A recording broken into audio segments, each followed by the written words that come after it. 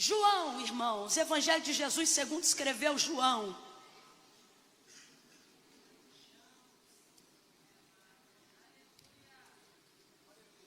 Capítulo de número 9.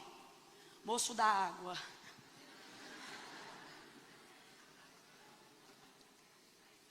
Fica aqui que eu vou te devolver o copo.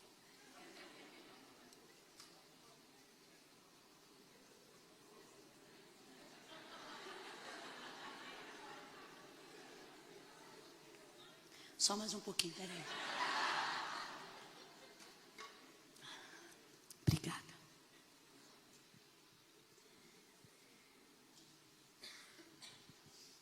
João capítulo 9. Quem achou, diga amém. Amém. Versos 1 em diante. Diz assim o texto sagrado: quando Jesus ia passando, viu um homem. Complete aí para mim, por favor. Viu um? Viu um? Isso. Quando Jesus ia passando, viu um homem cego de nascença. E os seus discípulos, ou os discípulos de Jesus, lhe perguntaram: Rabi, mestre, quem pecou? Este ou os seus pais, para que ele nascesse cego? E Jesus respondendo disse: nem ele pecou, nem os seus pais, mas isto aconteceu para que nele se manifestem as obras de Deus. Devemos fazer as obras daquele que me enviou enquanto é dia. A noite vem quando ninguém pode trabalhar. Enquanto eu estou no mundo, sou a luz do mundo. E tendo dito isto, ele cuspiu na terra, fez lodo com a saliva e aplicou nos olhos do cego. E disse: vai, lava-te no tanque de Siloé, que significa o enviado. E o cego foi, lavou-se e voltou vendo. Não, você não deve ter ouvido, eu vou ler de novo. E o cego foi, lavou-se e voltou vendo. Isso. Então os seus vizinhos e os que dantes o tinham visto a mendigar, perguntavam dizendo: não é este aquele que ficava assentado pedindo esmolas? E alguns diziam que era ele, outros diziam: parece com ele. Mas ele mesmo, ao ouvir, dizia: sou eu. E perguntaram-lhe então: como foi que abriram os teus olhos? E ele respondeu dizendo: o homem chamado Jesus. Oh, aleluia. O homem chamado Jesus fez lodo, untou-me os olhos e disse: vai ao tanque de Siloé e lava-te. Então eu fui, lavei-me e pude ver. Verso de número 19. Perguntaram aos pais desse moço: este é o vosso filho? É ele o que vocês dizem ter nascido cego? Como é que agora então ele enxerga? E os pais responderam: sabemos que este é nosso filho e que verdadeiramente nasceu cego. Mas que agora como que ele vê, ou quem lhe abriu os olhos, não sabemos, mas ele tem idade. Pergunte para ele e ele falará por si próprio. Seus pais diziam isso porque temiam os judeus, pois já os judeus haviam resolvido que quem confessasse naqueles dias ser e dizer que Jesus era o Cristo, deveria ser expulso da sinagoga. Foi por isso que eles disseram: tem idade, pergunte para ele. Chamaram então o homem que havia sido dantes cego pela segunda vez e disseram para ele: dá glória a Deus, porque sabemos que esse que tu dizes que te curou, ele é pecador. E respondendo o homem disse: se é pecador ou não, eu não sei. De uma coisa eu sei, que eu era cego e agora vejo. Oh, diga amém por essa palavra. Diga glória a Deus por essa palavra. Oh, glória a Jesus, aleluia. Botar despertador aqui, porque vira vigília fácil, fácil. Oh, glória a Jesus, aleluia, aleluia. Eu estava ali sentada, me lembrando da minha mocidade, que tem pouquíssimo tempo.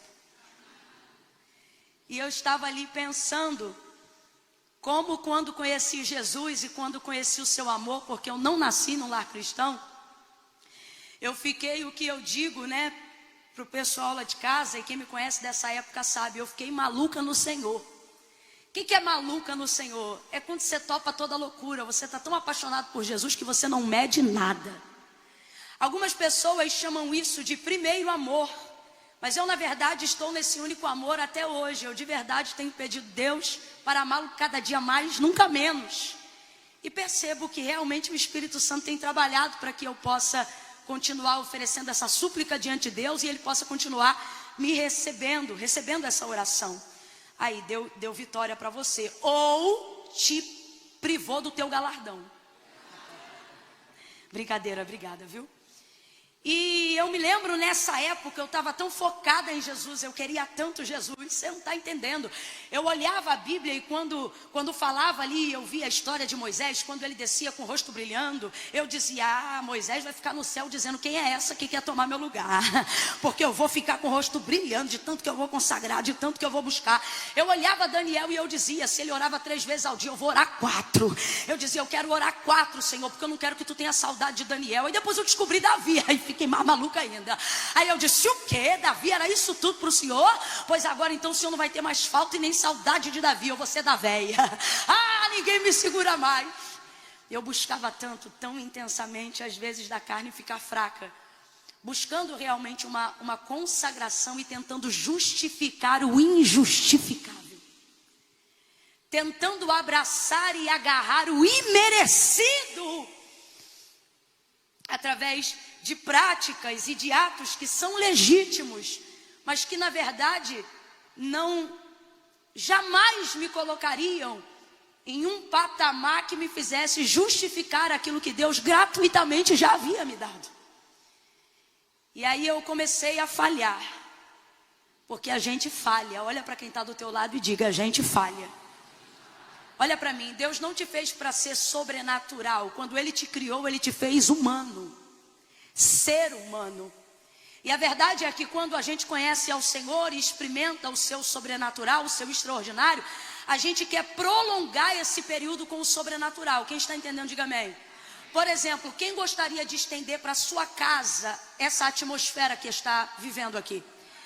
Quem gostaria de levar na mesma proporção de intensidade aquilo que estava recebendo quando o servo do Senhor estava ministrando aqui? A nossa vontade, se pudéssemos transferir esse ambiente ou estendermos em largas grades de hora a unção, o poder, o avivamento, o quebrantamento, aquele choro, aquele pranto que muitas vezes invade a nossa alma e a gente sabe que é a presença do Senhor de maneira imponente, como um rio que corre para o mar e não pode ser parada. A gente não quer parar aquele choro, a gente não quer parar aquela vontade. Inclusive, são em momentos como esse que a gente faz votos dos quais às vezes nem dá conta de pagar, porque a gente está tão motivado, a gente está tão focado, e eu tenho certeza que tem pessoas aqui que já prometeram coisas ao Senhor, já firmaram propósitos com o Senhor, até porque essa atmosfera é favorável para isso, para que você comprometa-se. Só que quando isso aqui acaba, a atmosfera não é mais a mesma. Só fica você e a sua carne que quer poupar energia. Só fica você e a sua carne que tem prazer no descanso. Só fica você e a sua carne dizendo que lê a Bíblia que nada, vai maratonar aquela série que você não viu ainda. Só fica a sua carne dizendo, ou você acha que na segunda-feira sua carne vai dizer, entra para o quarto, fecha a porta e entrega pelo menos 1 hora de oração para Deus. Não, ela vai dizer, sabe o que? Dorme, você está cansado, retiro, liga a televisão, um balde de pipoca e cai dentro. É isso que a sua carne vai dizer para você, sabe por quê? A carne não opera voluntariamente para Deus bem algum. Tudo que ela faz, que se reverte para a glória de Deus e edificação da nossa alma, é por imposição ou impelimento do Espírito Santo, que trabalha como cooperador, te convencendo daquilo que faz bem para você. Porque como disse Salomão, o que faz bem para você não é a carne. Olha o que ele disse, se o Espírito estiver de pé, ele animará todo o corpo. Mas olha o que ele diz, porém, se o Espírito estiver abatido, quem pois o animará? E eu me lembro que fortalecia então nessa busca incessante muito o Espírito, mas a gente não foi chamado para ser sobrenatural. Por isso que até Jesus, depois de 40 dias, comeu.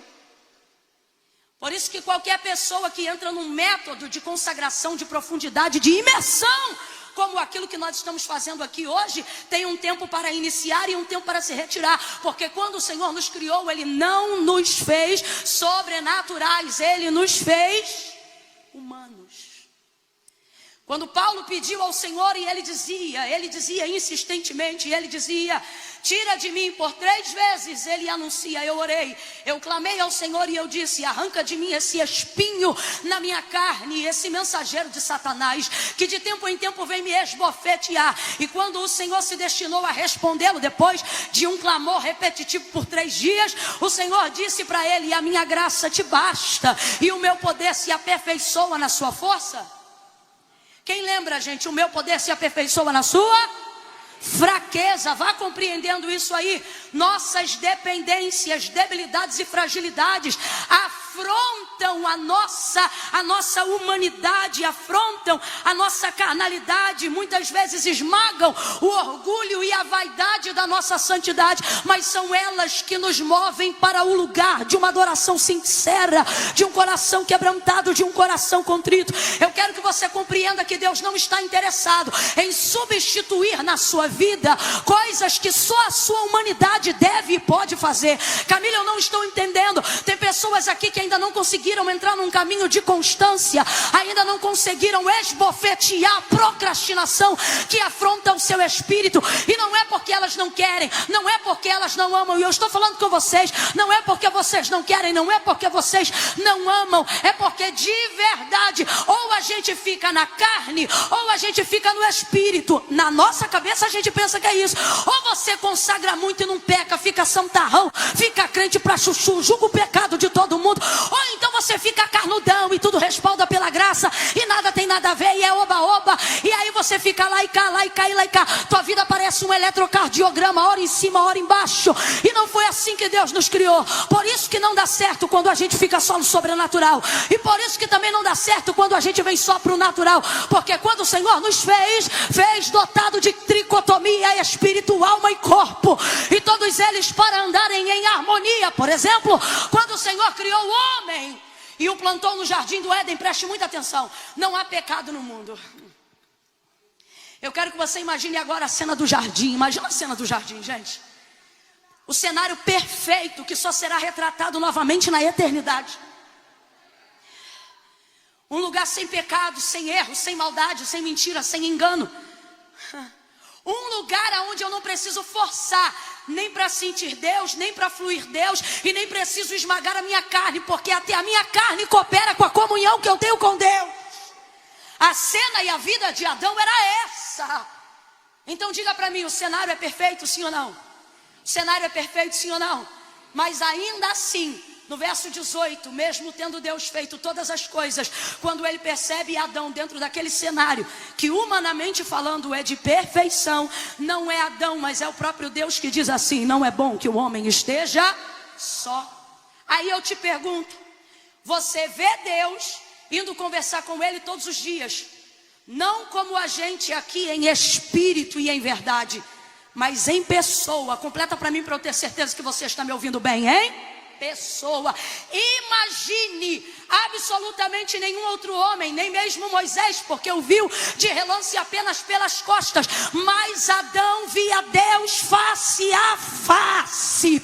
Adão conversava com ele em pessoa, ao ponto de um extraordinário se tornar cotidiano, de maneira tão tremenda que nem sabemos em que esfera aquela comunicação caminhava, se era por intermédio de palavras verbalizadas ou de pensamento, porque a presença de Deus enchia o jardim em sua glória, e Adão não precisava se privar dela para morrer, mas a tinha enquanto vivia. Vai ouvindo isso aí? Um homem que vê Deus em pessoa todo dia, tem falta de alguma coisa? Tem falta de alguma coisa? Não, porque você quer colocar na rotina o sobrenatural, mas Deus vê que um homem que vê ele todo dia e fala com ele todo dia vai sentir falta de alguma coisa. E ele não se ofende com isso, porque quando ele criou o homem, ele não disse façamos igual, ele disse façamos semelhante. Mas qual é o problema? O problema é que você rejeita a semelhança, o que você quer é ser igual.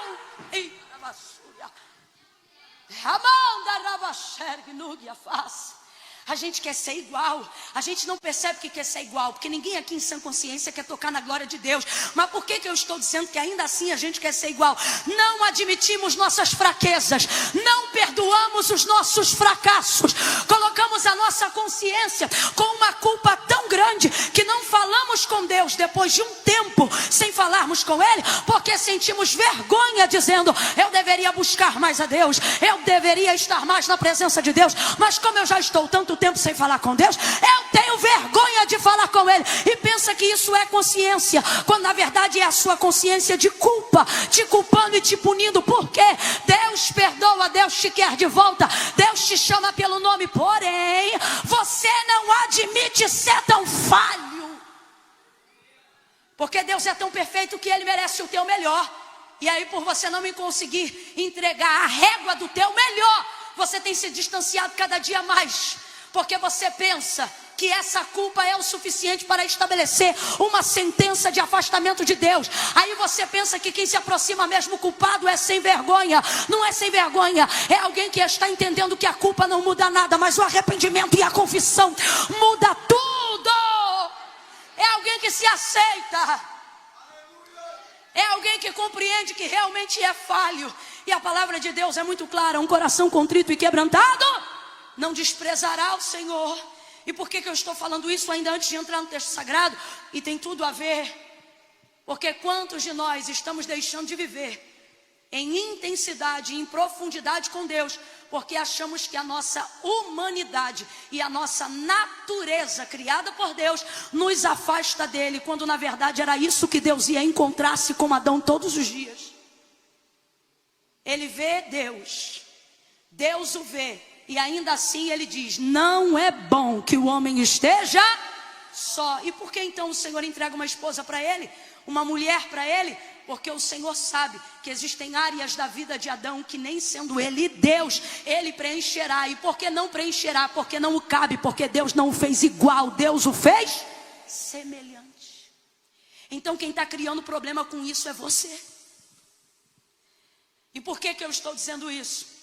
Porque Deus conhece a nossa humanidade, e através da nossa humanidade usará caminhos para melhorar e estreitar o relacionamento conosco. Suas fraquezas não determinam o seu fim, elas determinam apenas o ponto de partida de por onde Deus começa a agir. A Bíblia é clara, o texto diz que Jesus ia passando, e passando viu um homem. Complete aí para mim, por favor. Passando ele viu um? Passando ele viu um? Só que quando os discípulos perguntam imediatamente, vendo que Jesus parou para observá-lo, imediatamente a vida do homem vira tese teológica. E eles começam a perguntar: Rabi, quem pecou? Este ou os seus pais, para que ele nascesse cego? Completa aí, igreja, para que ele nascesse?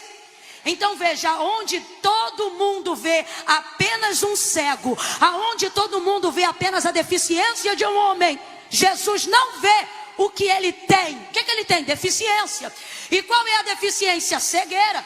Os discípulos prontamente perguntam: quem pecou, ele ou seus pais, para que nascesse cego? Porque os discípulos estão observando o que ele tem, e para os discípulos o que ele tem determina quem ele é.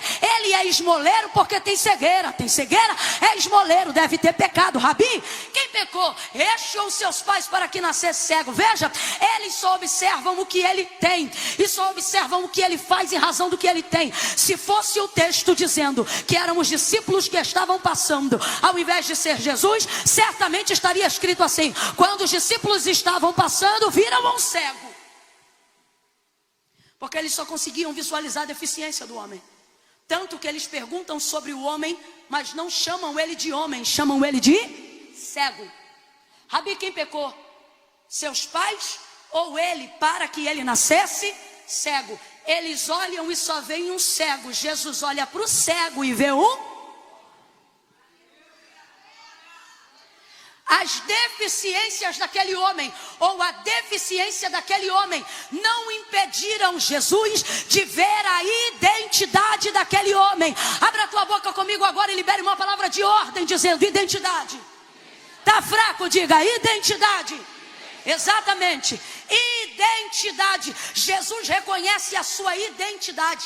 Ele sabe quem você é.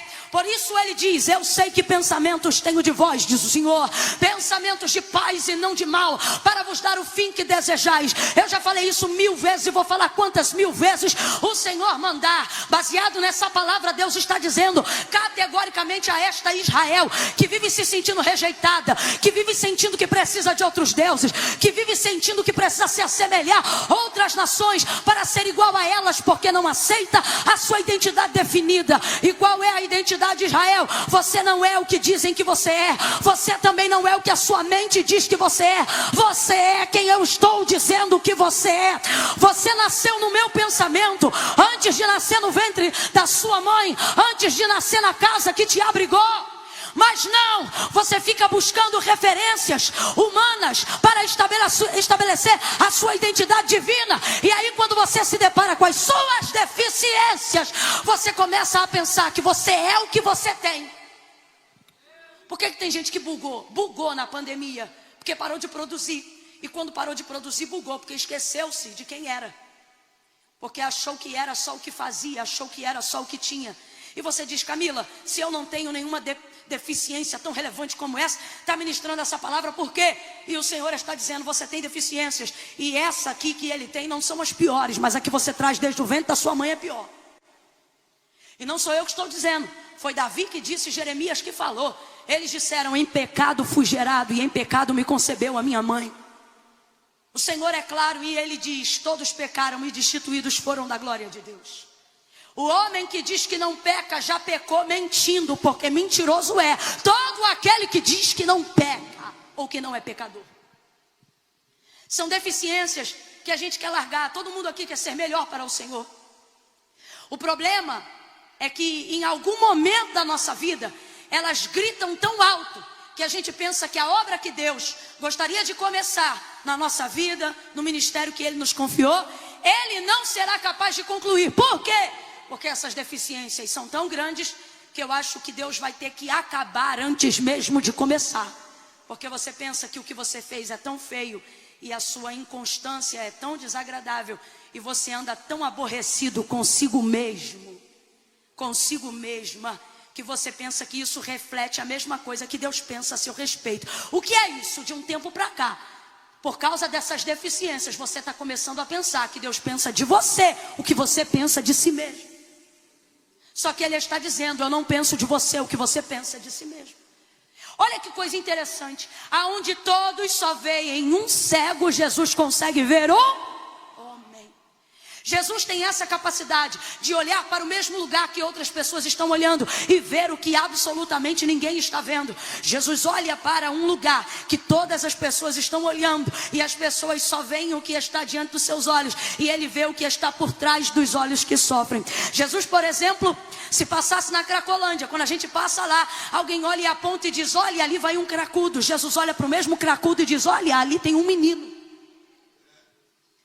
Num prostíbulo ou num ponto de prostituição, humanamente falando, por causa daquilo que alguém faz, a gente define a identidade daquela pessoa por aquilo que ela está fazendo. Então a gente passa e diz: olha, é uma prostituta. Jesus passa olhando para a mesma prostituta, e antes de ver o que ela faz, ele consegue enxergar quem ela é. Ele olha e ele diz: olha, uma mulher. Ele tem essa capacidade. E Jesus está dizendo aqui: ei, antes de tudo que te afronta, que te humilha, que te diminui, eu estou contemplando a sua humanidade. E eu não quero que você se afaste dela para me alcançar, porque é confessando suas fraquezas que você se aproxima de mim. Quantos preferem manter distância? Eu vou dizer por quê.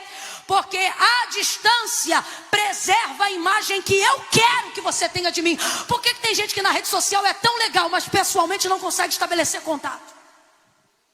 Porque na rede eu consigo passar para você a imagem que eu quero que você tenha de mim. Mas intimidade e proximidade revela defeito. Então existem pessoas e momentos da nossa vida onde a gente quer se distanciar das coisas de Deus, porque os nossos defeitos se agigantam quando nos aproximamos do Senhor. Quanto mais próximo de Deus você está, mais evidente fica o seu pecado. Sim ou não? Sim ou não?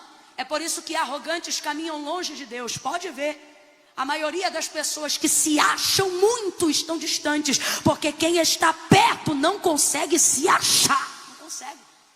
Só vê ele, só consegue reconhecer o quanto precisa descer. Jesus vê a humanidade desse homem, a despeito da sua deficiência, e então diz para ele, e então os discípulos dizem para ele: Rabi, quem pecou? Ele ou os seus pais para que nascesse cego? Jesus diz: nem ele, nem os pais dele. Sabe o que o Senhor está dizendo? Parem de querer buscar respostas para estabelecer julgamento. É isso que Jesus está dizendo. Ele diz: nem ele, nem os pais dele. Jesus emitiu aqui uma alternativa que não havia sido pensada por nenhum dos discípulos, porque na mentalidade deles, o que ele está vivendo é colheita de pecado dos pais ou dele. E por que que eles fazem essa colocação? Vou lhe dizer. Eles nunca perguntaram isso acerca do leproso, nunca perguntaram isso acerca do paralítico, nunca perguntaram isso acerca de nenhuma outra pessoa que tinha alguma deficiência e ao longo do caminho Jesus havia curado, mas perguntaram acerca deste cego. E por que fizeram isso? Porque na verdade eles estão intrigados de Jesus parar para dar atenção a um homem que tem uma deficiência de nascença. Camila, eu não entendi, vai entender agora. Existem alguns julgamentos precipitados ao nosso respeito, que eles na verdade não estão baseados no interesse que as pessoas têm, verdadeiro em quererem saber da gente. O que elas querem saber é o que Jesus viu na gente, o que Jesus está fazendo aqui. Quando para e olha para este homem, intriga os discípulos. Como é que um homem nesse estado teve atenção? Como é que um homem nesse estado está tomando o tempo de Jesus, sem que sua boca nem mesmo seja aberta? Existem palavras que as pessoas querem determinar sobre a nossa vida, mas não porque tem nenhum interesse nelas, é porque querem saber o porquê Jesus me escolheu. Por que Jesus escolheu? Grita tanto. Por que Jesus escolheu? Fala tão baixo. Por que Jesus escolheu? Dá glória alto. Por que Jesus escolheu? Não dá glória. As pessoas especulam, porque elas querem ter uma razão pela qual o tempo de Deus é usufruído por você. Elas querem ter uma razão de por que Deus se propôs a estabelecer um plano novo na sua vida.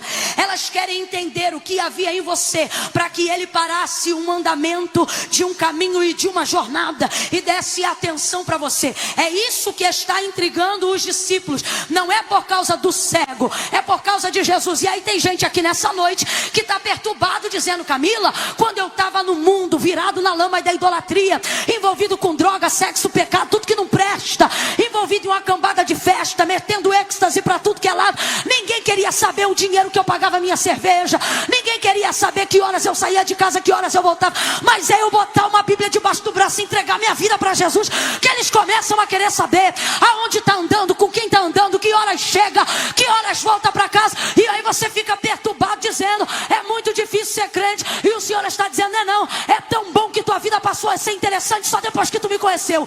Ninguém queria saber de você até então. Falando aqui nessa atmosfera é bom, mas vivendo isso no dia a dia eu acho, irmão, ou irritação. Querem saber e especulam. Olha para quem está do teu lado e diga: estão especulando você. Você pode não saber, mas tem almoço, que quem está sendo servido é você. É sim. E eu não estou falando isso para te amedrontar, eu estou falando isso para dizer: dorme em paz. Porque você está tentando trazer para as pessoas uma resposta que nem você tem.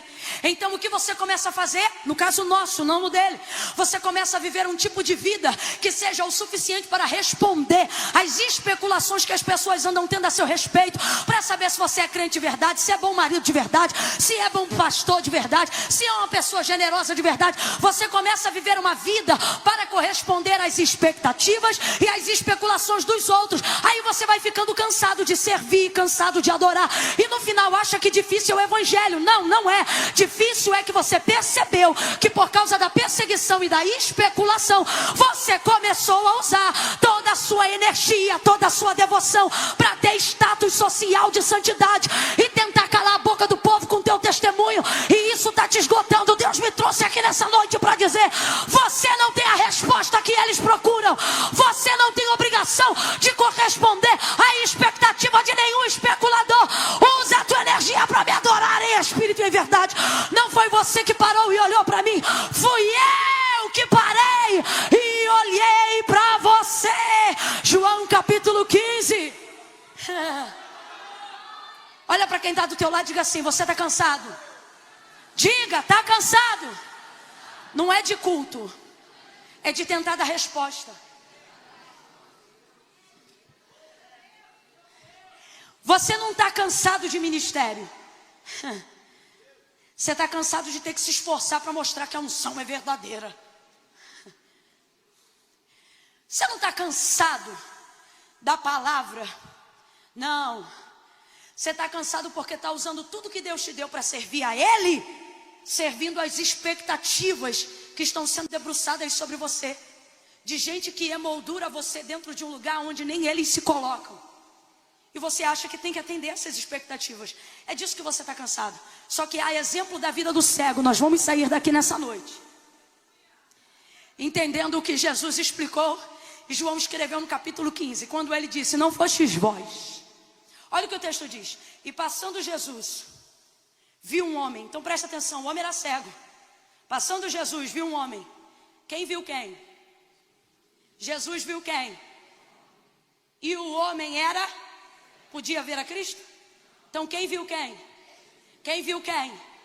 Jesus está dizendo: você quer dar através da sua vida respostas que só eu posso dar, porque quem te escolheu fui eu. Quem sabe o motivo pelo qual eu te escolhi fui eu. Não fostes vós que escolhestes a mim, mas eu que vos escolhi a vós. Fala a verdade, fala a verdade. Você também não sabe o que ele viu. Fala sério. Não sabe o que ele viu.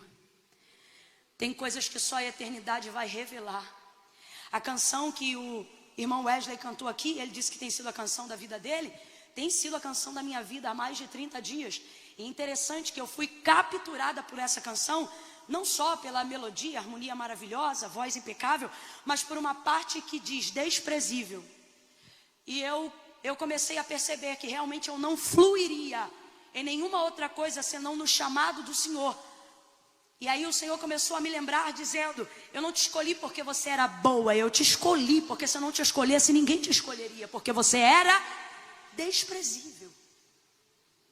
Então como é que eu vou responder à indagação de pessoas que especulam e criam julgamentos precipitados ao meu e a seu respeito, se eu também não tenho essa resposta?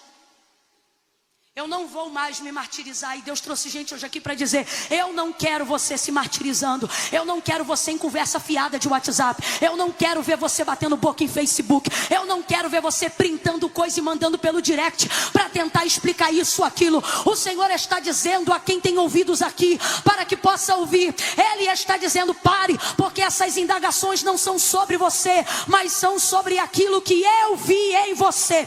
Agora tem uma coisa boa, e se eu fosse você, começava a reagir debaixo dessa palavra, porque quando eles perguntam, ou foi ele ou foi os pais, Jesus chega dizendo: nem ele nem os pais, isto aconteceu para que a obra do meu Pai se manifeste aqui na terra. Sabe o que ele está dizendo? Isso não é sobre ele, nem sobre os que vieram antes dele, isso é sobre Deus, isso é sobre Deus, porque é dele, por ele, nele e para ele são todas as coisas. Oh, aleluia! Nem ele nem os pais. Isso aconteceu para se manifestar nele a obra do meu Pai. Aí ele cospe, faz lama, lodo e aplica nos olhos do cego. Vamos embora lá. Aplica onde? Aonde?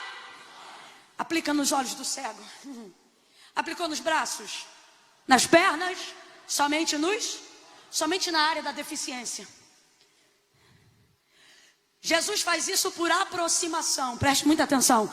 Jesus faz isso por aproximação. Quando a cura começa por aproximação, você não pode permitir com que aquilo que você carrega, com que a deficiência que faz você se sentir humilhado, te afaste dele. Ainda que envergonhado, ainda que constrangido, você precisa se aproximar, porque a cura começa na aproximação.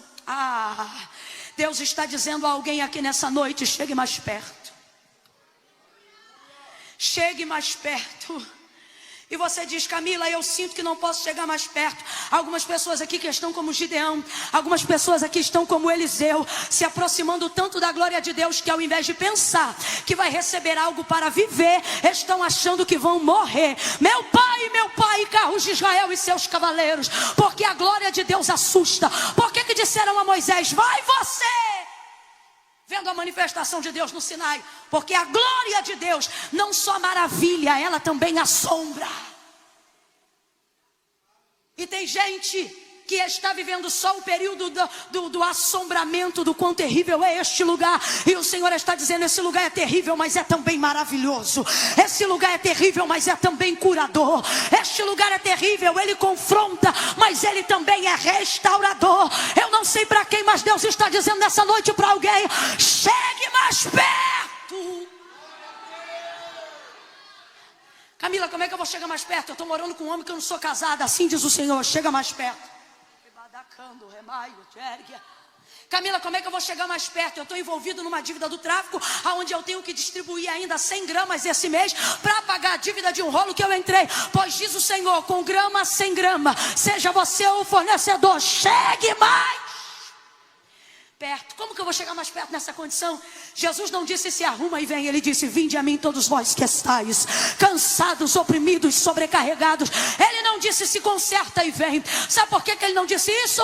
Porque ele sabe que só ele é o dono do conserto carpinteiro perfeito. Por isso ele disse: porque sem mim nada podeis fazer. Então tem que vir do jeito que está. Se aproxima dele, faz lama. Diga para mim: lama nos olhos é bom ou ruim? Você vê gente passando até na pele, mas os olhos estão protegidos, sim ou não? Então vou perguntar de novo: lama nos olhos é bom ou ruim? É bom ou ruim? Às vezes a sensação que a gente tem é que quando chega mais perto de Jesus, as coisas não ficam melhores. Elas ficam piores. Às vezes a gente tem essa sensação. E por que eu estou dizendo que é apenas uma sensação? Porque esse homem está sendo curado, mas a sensação do momento não é de cura, é de lama. É difícil saber que algo bom está sendo feito quando o processo do negócio bom é ruim. Então a gente começa a pensar que na verdade estar tão perto não é tão bom. E o Senhor está dizendo: quanto mais perto você chega, melhor você vai ver que é. Ele pega e coloca a lama nos olhos. Que momento é esse? É o período que ele vai denunciar a área da deficiência. Ele vai expor a área da deficiência. Jesus fez algo semelhante com o cego de Betsaida, mas foi tão desagradável quanto essa cena, ou pior. O do cego de Betsaida, ele não cuspiu no chão. O texto diz que ele cuspiu nos olhos do cego. Imagina a pessoa. E pá! No rosto. Gente, o rosto é onde preservamos a maior parte da dignidade. Tanto que você se embolava na escola quando era criança. Ou alguém podia até te bater, mas se desse na cara. Na cara não. Lembra disso? Jesus vai cuspir nos olhos. Aí quem olha o processo da aproximação para viver a cura, diz como é ruim. Eu não quero isso para mim. Esse confronto, essa denúncia, essa confissão. Alguém olha e diz, quem está de longe, vendo Jesus curando o cego de Betsaida, por exemplo, podia dizer assim, olha como Jesus está cuspindo no cego. Mas quem está de perto e sabe que ele vai ser curado, compreende, ao invés de dizer, olha Jesus cuspindo no cego, vai dizer, veja, Jesus está cuspindo na cegueira. O que é isso? Cuspe é desprezo. Completa para mim para eu saber que você ainda está comigo. Cuspe É o último grau do desprezo. O último grau do desprezo não é tapa na cara. O último grau do desprezo é vômito ou cusparada. Quando você está em sã consciência e você cospe, denuncia desprezo por algo, enjoo, asco por algo. Alguém vê Jesus cuspindo aquele cego e poderia pensar: olha como Jesus é mau, ele está cuspindo no cego, porque o cuspe é desprezo. Mas o que ele está dizendo é: eu não desprezo o homem, eu vou humilhar essa deficiência. Por isso ele cospe nos olhos do cego. Ele está dizendo: isso para mim não é. Isso é que é o desprezo. O que é desprezar? Preste atenção. Desprezar é sentir ódio? Não, porque quem sente ódio também pode sentir amor. A linha tênue que separa uma coisa da outra, o antônimo de cada um é exatamente esse. Se de um lado tiver ódio, do outro lado tem amor. Se do outro lado tiver amor, sempre estará também à beira do ódio. Os casados que te contem essa história. Ora você está amando, ora o pau canta. Ora o pau canta, ora está tudo bem. Tem alguém dizendo: Deus está falando. Então quem expressa ódio ainda expressa envolvimento, por pior que seja.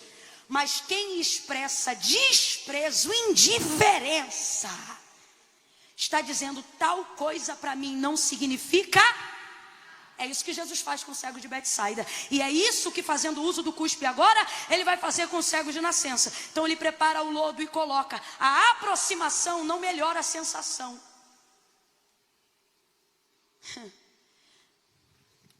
Só que o momento da lama vai passar, o da visão não. Então o Espírito Santo está colocando aqui as duas coisas numa balança e ele está dizendo: aguenta o desconforto para viver a eternidade? Porque a tua aproximação com Cristo não é obrigatoriedade do céu abrir todas as portas para você. A tua aproximação com Cristo não significa que o pecado que você vai renunciar vai se tornar fácil e você não vai ter mais dificuldade de sentir o cheiro daquilo, de ver aquela pessoa. Eu estou muito irritada, porque eu estou percebendo que as pessoas estão achando que pregação do Evangelho é ministração da felicidade. É como se a gente dissesse: conhece o Evangelho? Aprenda a ser feliz. E isso na verdade não tem a ver com felicidade. Tem a ver com renúncia, tem a ver com andar na liberdade que Cristo libertou, de não ser preso por nada. Então veja, a aproximação não vai produzir uma sensação boa, mas vai produzir uma cura permanente. Deus está olhando para alguém aqui agora e está dizendo: é você que deve fazer essa escolha. Se aproxima, e a pergunta é: aguenta o desconforto? O desconforto de ver Deus entrando na tua casa, olhando para a programação da tua televisão e dizer: esse canal eu não assisto. Aguenta pegar teu iPhone, teu Samsung, teu celular, teu Tecnet, seja lá o que for, apresentar para ele assim, as respostas. E se à medida que você aproximar, ele dizer: não te quero em tal grupo, aguenta esse desconforto de ter alguém determinando sobre os teus relacionamentos, de ter alguém dizendo: tal pessoa assim, tal pessoa não, assim eu quero, assim eu não quero. Agora, se isso vale algo permanente que não pode ser removido, nem por julgamento e nem circunstância nenhuma, Deus está me autorizando a dizer: você então já deveria ter feito. Jogou a lama, e aí ele joga a lama e diz assim: vai no tanque de Siloé e lava-te. Vamos lá, Jesus jogou a lama. Vamos botar a lama aqui? Jesus jogou a... Vem, gente, Jesus jogou a... Mas quem jogou a água? Cego. A lama foi com Jesus, mas a água... Isso aqui é um milagre participativo. Olha o que Jesus está dizendo. Vou fazer aquilo que só eu posso. Você vai lá e faz o que você pode. Caiu um lenço aí. Ele vai até o tanque de Siloé e lava o rosto. Ouça isso. Ele vai até o tanque de Siloé e lava o rosto.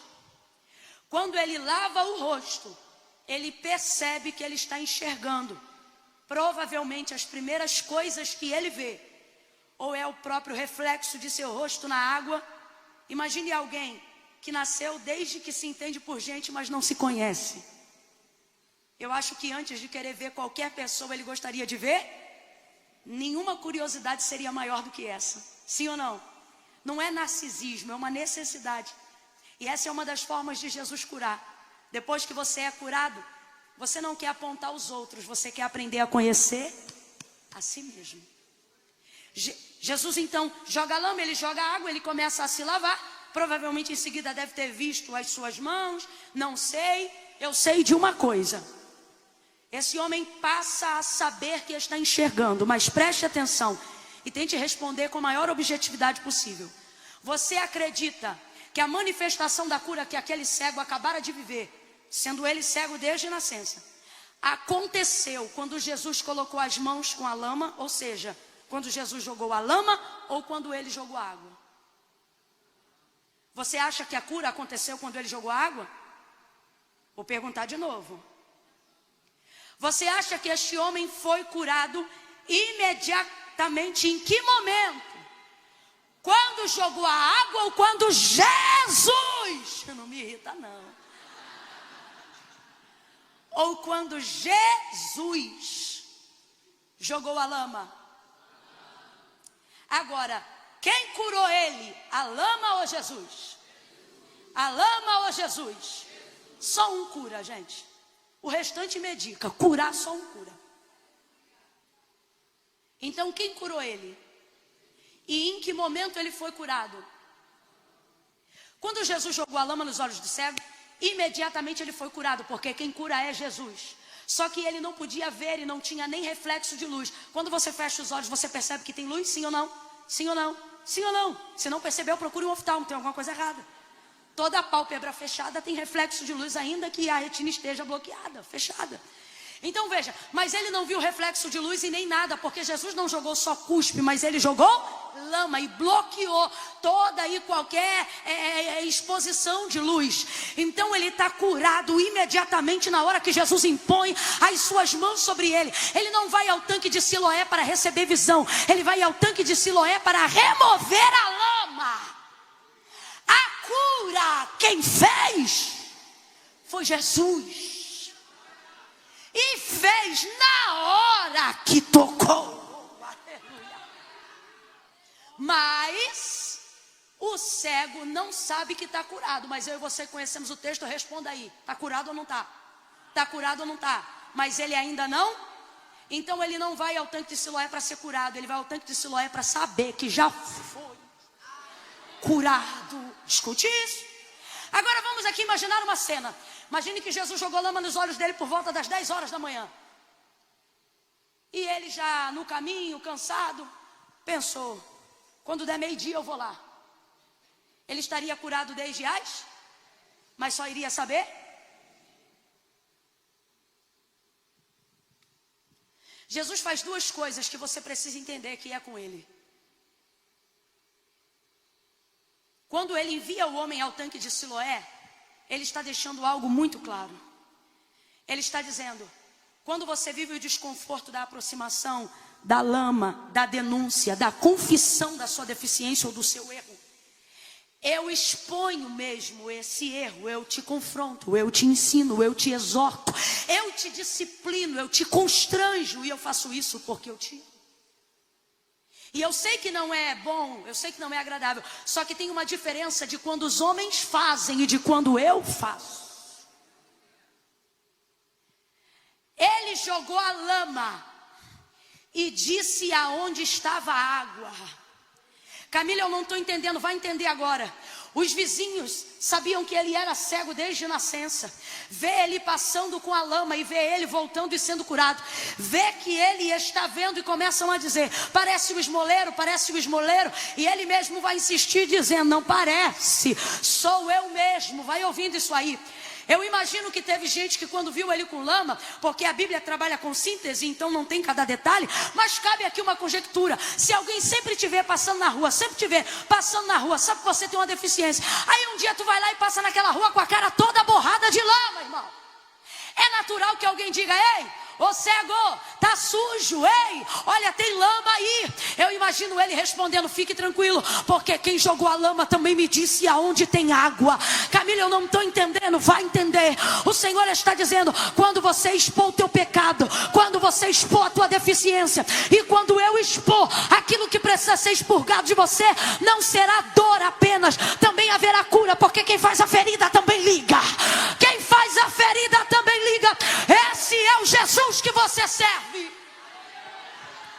No mundo vai sobrar julgamentos. Olha o que ele fez, olha o que ela faz, olha quem ele é. Jesus está dizendo: se foi eu que joguei lama, eu sempre vou te dizer aonde está a água. Sabe o que ele está dizendo? Jamais eu vou apontar um pecado seu sem te dizer aonde está o perdão para esse pecado.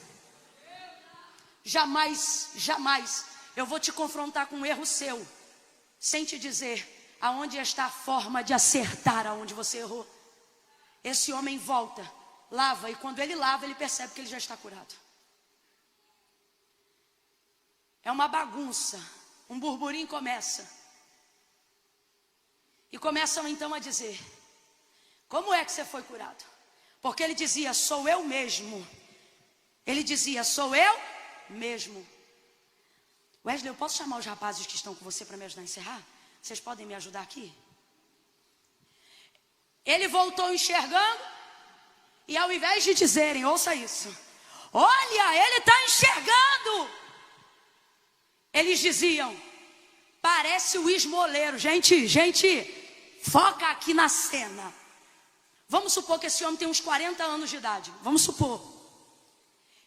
Ele é conhecido dos seus vizinhos há 40 anos como cego. Um dia esse homem aparece enxergando.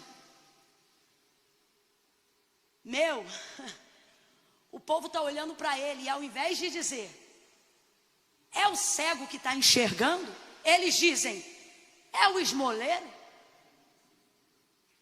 Por que esse homem era esmoleiro? Porque o levirato impunha a quem tinha uma deficiência, vamos dizer aqui dentro da nossa CLT, né, que não tivesse carteira assinada. Por isso eles dependiam de esmola. Mas o que no Novo Testamento a gente chama de esmola, no hebraico, na lei do levirato, chama-se nedavá. Desculpa a pronúncia, mas eu não sei falar hebraico. Significa oferta da mão direita, ou algo semelhante. Por isso que Pedro se constrange. O milagre da Porta Formosa, não é Pedro dizendo não vou dar, é Pedro constrangido por de verdade não ter, porque a lei colocava essas pessoas numa condição de auxílio, e quem fosse bom cristão, quem fosse bom servidor da lei, jamais poderia negar a nedavá. Então ele fica constrangido com o que não tem, e por isso um milagre é provocado na Porta Formosa. Então por que esse homem é um esmoleiro? Eu vou falar rasgado. Não é porque ele é um displicente, não é porque ele é um negligente, é porque a lei impõe que ele não trabalhe e que ele seja subsidiado por aqueles que praticam justiça. Entenda, é uma situação difícil contar com a ajuda do outro e com o que o outro espera que eu mereço receber. Então as pessoas humilhavam e não praticavam isso com a verdade que Moisés havia determinado a mando de Deus. E começam a dizer: não é o esmoleiro, porque os discípulos só veem o que ele tem, e a sociedade só vê o que ele faz. Mas Jesus sabe quem ele é.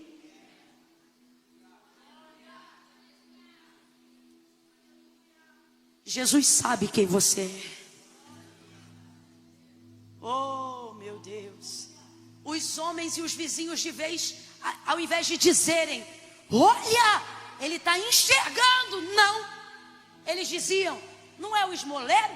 Não é o que pede esmola? E eu acho bacana, porque ele não troca de calçada. Ele vai para cima deles dizendo: sou eu mesmo. Sabe o que ele está dizendo? Sou a mesma pessoa, só não faço mais as mesmas coisas. Ele vai continuar sendo o homem que ele sempre foi e que Jesus viu. Só que agora não vai precisar pedir esmola. Quando Deus entra na tua vida, Ele não precisa te obrigar a dizer o que você não tem que fazer. É você que, entendendo quem você é, sabe o que não pode e o que não precisa mais fazer para sobreviver. Lavou. Aí agora os pais estão sendo questionados, porque ninguém podia dizer que Jesus fazia milagre ou que era o Cristo. Mandam chamar o homem e eu começo a entender porque que Jesus escolheu ele. Está ele agora dentro da sinagoga e os maiorais perguntam para ele: responda aí. Capturam ele e dizem: diga aí como é que você foi curado. Aí ele diz: o homem chamado Jesus jogou lama, eu joguei água e estou aqui vendo. Uma outra coisa que o deficiente não podia fazer era entrar no templo, e agora ele entrou. Só que a vida inteira ele nunca entrou, e agora ele entrou para ser indagado. Aí perguntam de novo: diga aí, porque querem meter-se na história, não querem que digam que essa obra foi Jesus que fez. Diga aí como é que você foi curado. E ele disse: ora, eu já disse, o homem chamado Jesus jogou lama, eu joguei água e vi. Vocês estão perguntando de novo por quê? Vocês querem ser discípulo dele? Abusado. Sabe o que é ele dizendo? Eu queria ter entrado aqui a minha vida toda, nunca pude. Agora que eu entrei, vocês estão perguntando por quê? Ele não faz mais questão disso. Aí ele responde de maneira ousada: estão querendo ser discípulo dele? Aí eles dizem assim: nós não, vai tu ser discípulo dele. Tem gente que pensa que está te amaldiçoando quando está só falando a verdade. Tem gente que vê você no processo de santificação e diz: ah lá vai a santa, lá vai a santa. E Jesus dizendo: é isso mesmo, vem santa, vem santa. Ah lá, ó besta, lá vai o crentão, lá vai o crentão. E Jesus dizendo: isso mesmo, meu filho, 2022 tu vai ser o maior crentão dessa parada. Vai tu ser discípulo dele. Expulsaram o homem do templo. Ele saiu e as portas se fecharam. Completa aí, igreja. Ele saiu e as portas se... Aí quando as portas se fecham atrás dele, por causa da experiência que ele viveu com Jesus, preste atenção, o mundo até admite que você vive experiências com ele, só não admite que você as conte.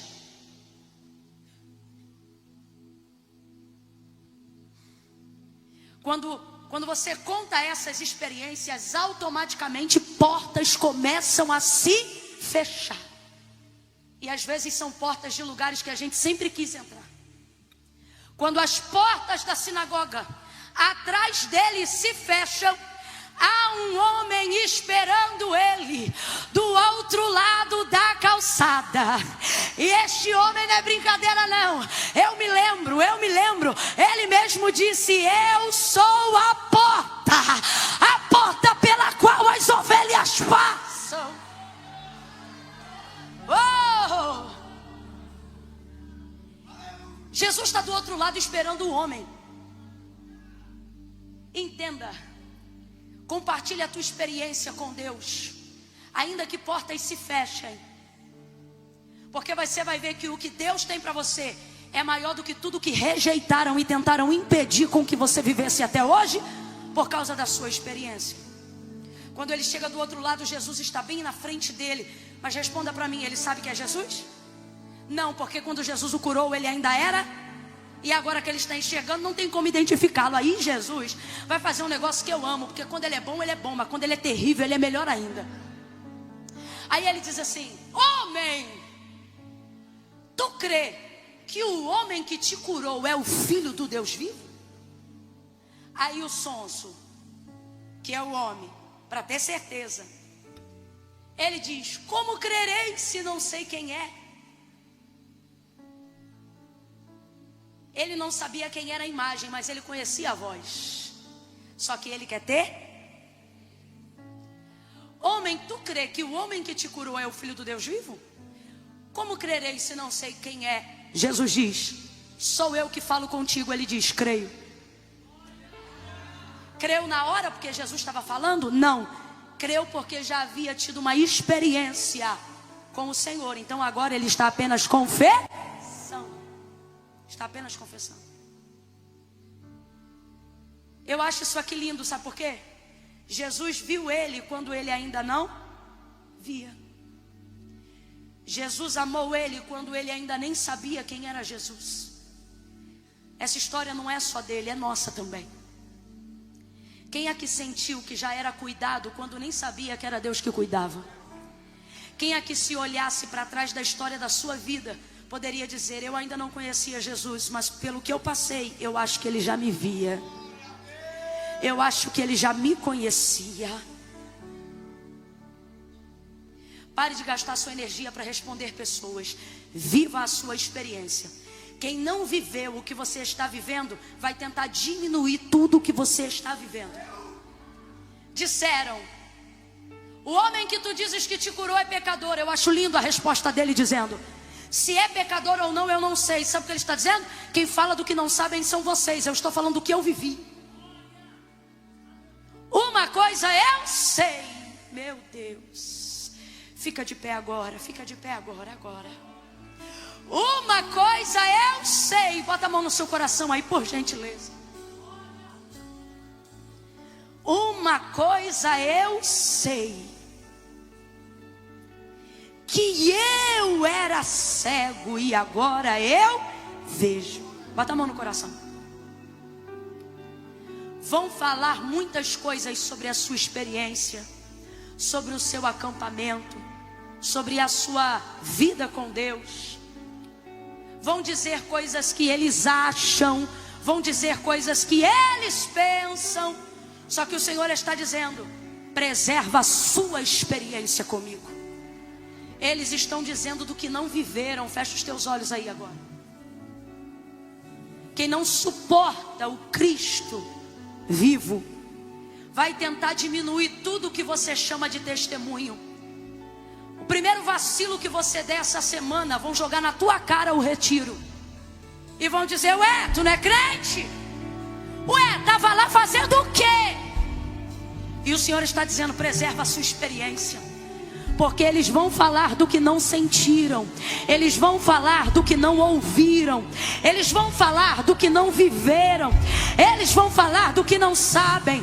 Mas você estava lá, você viu a lama, você viu a cura, você viveu a experiência, você foi tocado aonde ninguém tocava, você foi ministrado aonde ninguém ministrava, você foi atraído pelo que ninguém podia ser, você teve a atenção dele sem fazer força. Vão tentar diminuir o ministério que ele te confiou, vão tentar diminuir a unção que ele te deu, vão tentar dizer que você é emocionado e que a palavra não tem poder sobre a sua vida. Mas assim te diz o Senhor: tu crê que aquele que te curou, que aquele que te levantou é o Filho do Deus vivo?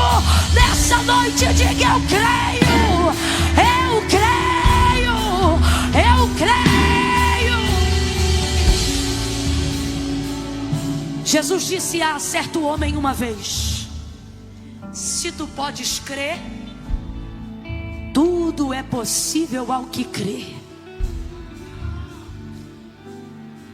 Me parece que nessa última noite, eu sei que não é o último dia, mas é a última noite, o Senhor quer blindar você para que você não perca a sua experiência. Eu quero orar com você aí agora. Bote a mão no seu peito. Feche os seus olhos, por favor. Se conecte com Deus agora. Feche os seus olhos. Comece a pedir: Pai, não me deixa perder a realidade da experiência que eu estou tendo contigo aqui estes dias. Tudo que todos os pregadores falaram, pregaram, os cantores adoraram, tudo que eu pude viver contigo, as áreas de libertação, de edificação. Talvez você chegou aqui esta noite e ela é o suficiente para você também. Comece a pedir: Senhor, eu não quero esquecer. Ativa a minha mente para eu recordar-me da palavra que o Senhor me deu. Ah, Senhor, visita a minha humanidade. Veja quem eu sou. Veja quem eu sou. Senhor, eu quero me arrepender do que eu faço, mas eu não quero esquecer quem eu sou. Porque tu me escolheste sendo eu quem sou. Tu me fizeste sendo eu quem sou. Tu me tecestes no ventre da minha mãe. Eu não quero guardar os meus pecados, eu não quero esconder os meus pecados, eu quero confessá-los, eu quero me arrepender, eu quero viver o processo. Se tiver lama, bota lama, confronta, denuncia, mas te aproxima de mim. Te aproxima de mim nesta noite. Chega mais perto.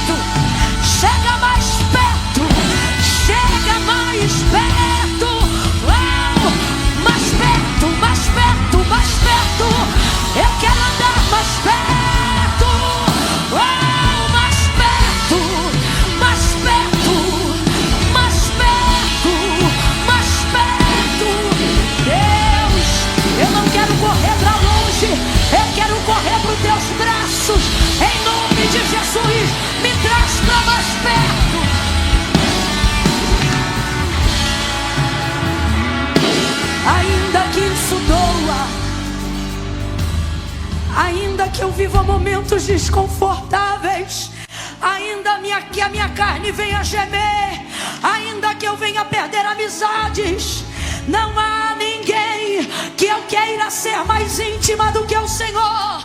Não há ninguém que me aceita como eu sou, como o Senhor. Então eu não tenho interesse de agradar a mais ninguém, mais do que eu quero agradar ao Senhor. Há uma palavra revelada aqui agora, e Deus está me autorizando a dizer na primeira pessoa. Ele está dizendo assim: diga a ele, diga a ela, que eu vou restaurar a intimidade que foi perdida ao longo dos anos. Você vai viver um novo tempo de intimidade e comunhão com Deus, de maneira mais intensa, de maneira mais profunda. Wesley, eu sei que certamente há muitos de Deus na sua vida ainda que possa ser transbordado sobre a nossa hoje aqui. Mas será que você conseguiria me ajudar na parte daquela canção que diz: mais perto do monte, mais perto? O medo quer me parar, então me tira o medo, porque isso retrata quem está evitando a aproximação por causa do medo. Tem gente que vai poder ficar no lugar, mas tem gente que precisa receber uma unção visceral, sabe, aquela que vem de dentro para fora. O altar hoje é tanque de Siloé, preste atenção. Eu sei que tem gente aqui que já enxerga, já vê o que Deus quer e já sabe quem Ele é. Mas tem gente hoje aqui que foi confrontado no seu erro, tá com a lama, mas ainda não jogou a água. O que é isso? Evitou a aproximação do confronto, da confissão, por algum motivo. O Senhor está dizendo: você já está livre, já está curado, mas enquanto não jogar água não vai saber. Então eu só vou dizer uma vez: quem tem sensibilidade espiritual, seja guiado pelo Espírito agora. O altar é o tanque de Siloé. Se você precisa remover alguma coisa para completar o processo, o tanque de Siloé está aqui agora. Irmão Wesley. Mais perto do monte, mais perto da face, me espanto com o peso da glória. Mais perto da glória, mais perto da morte. Lava. Quem tem fé para passar a mão no rosto? Lava. Você que está em casa, lava. Me faz dizer, Moisés, suba Eu não quero depender da Camila, eu não quero depender do Wesley, Senhor, eu quero depender de Ti. Eu quero me aproximar de Ti. Eu quero ter uma experiência individual e intransferível. Me espanto com o peso da glória. Mais perto da glória, mais perto da morte. O medo quer me parar, então me tira o medo que me faz dizer, Moisés, suba meu lugar, que me faz entender que a tempestade é você, chuva forte é você, vento forte é você, e o que me faz tremer as pernas, a porta aberta é você, mas a fechada é você, é tudo sobre você. Que a tempestade é você, chuva forte é você, vento forte é você. Que a porta aberta é você, mas a fechada é você, é tudo sobre você.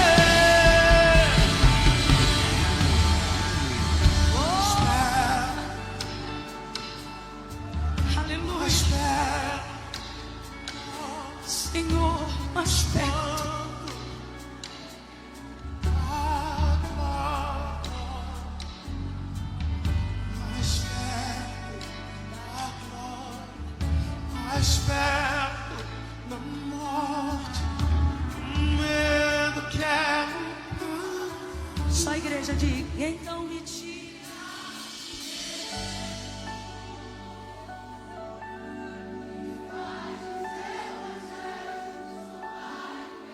Senhor, não queremos outro em nosso lugar, queremos a nossa intimidade com o Senhor. Faça, Senhor, o teu povo entender isso.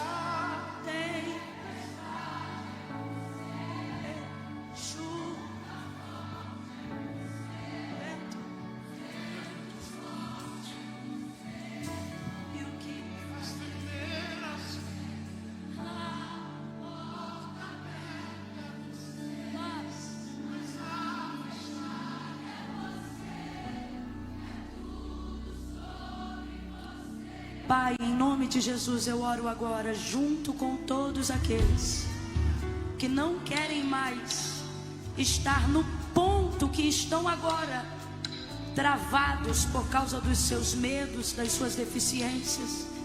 Aonde houver alguém em casa agora, no trabalho, alguém ao alcance da voz profética, liberta essa pessoa de si mesma, de tudo que ela pensa e que ele pensa sobre si próprio, de toda a necessidade de corresponder a expectativas humanas. Liberta-nos disso, Senhor, e nos ajuda no processo do desconforto da confissão, no processo do desconforto da denúncia do nosso pecado. Aconteça o que acontecer, nós queremos viver essa experiência contigo, Pai. Assim como o Senhor tem me ungido neste tempo para viver uma nova experiência, eu compartilho agora desta mesma unção. Aonde houver alguém ao alcance da voz profética, receba esta unção que inaugura um novo ciclo, esta unção que te chama a um nível mais profundo de intimidade com Deus, Oh, não deixa, Senhor, ninguém tocar, não deixa, blinda essa vida, blinda essa pessoa, que hoje, aqui e agora, ela seja renovada. Recebe renovo, recebe renovo, recebe renovo. Seja renovada, renovado, para viver um novo tempo de intimidade, de comunhão e de experiências como teu Deus. Jesus. Oh, quem está de joelho, fique de pé agora.